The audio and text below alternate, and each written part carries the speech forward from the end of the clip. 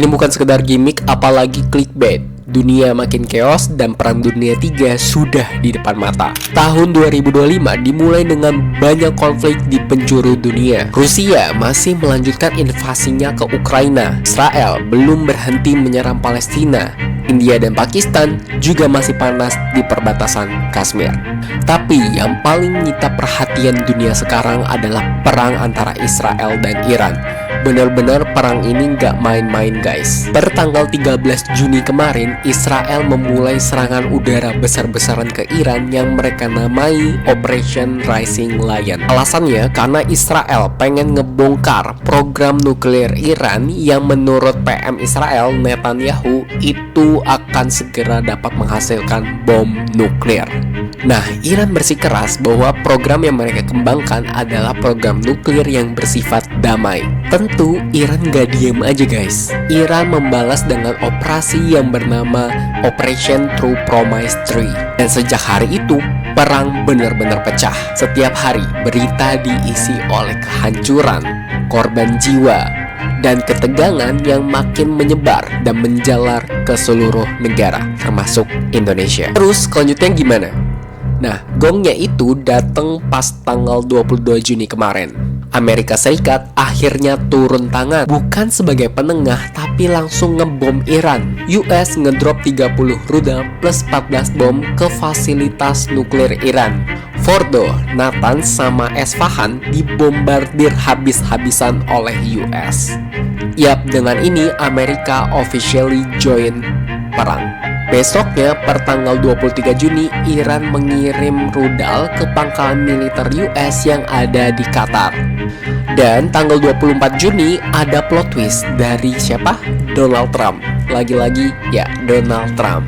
Trump ngumumin bakal ada gencatan senjata selama 24 jam. Tapi kayaknya gencatan senjata ini sekedar formalitas doang. Kenapa? Karena buktinya di lapangan kedua negara masih saling serang, bom masih meledak, dan rudal masih berterbangan.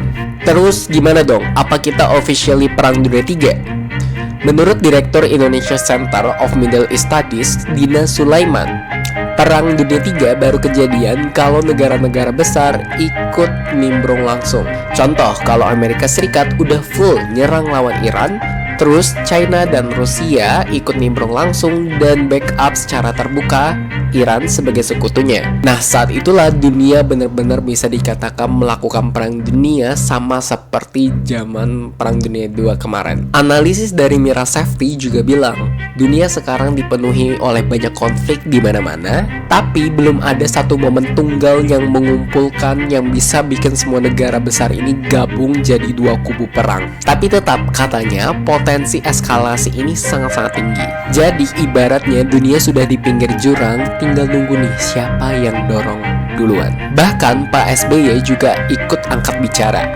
Beliau bilang katanya nasib dunia ini ada di tangan 5 orang ini. Mulai dari Netanyahu, Khamenei, Trump, Putin, dan Xi Jinping.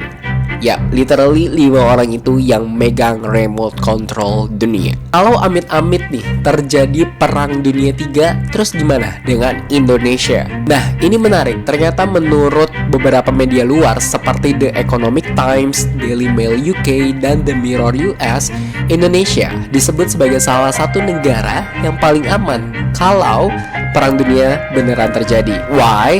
Karena sejak merdeka kita punya prinsip politik luar negeri yang bebas aktif. Kita juga nggak ikutan blok sana-sini, nggak blok barat ataupun blok timur. Dari dulu kita sebagai bangsa Indonesia konsisten sebagai bangsa yang netral dan menjunjung tinggi perdamaian dunia. So, dari semua gonjang-ganjing di tahun 2025 ini menurut kalian gimana guys? Apakah Perang Dunia III akan benar-benar terjadi? Spesifik soal perang Iran dan Israel, menurut kalian gimana? Apakah gencatan senjata benar-benar akan terjadi atau hanya sekedar gimmick doang? See you!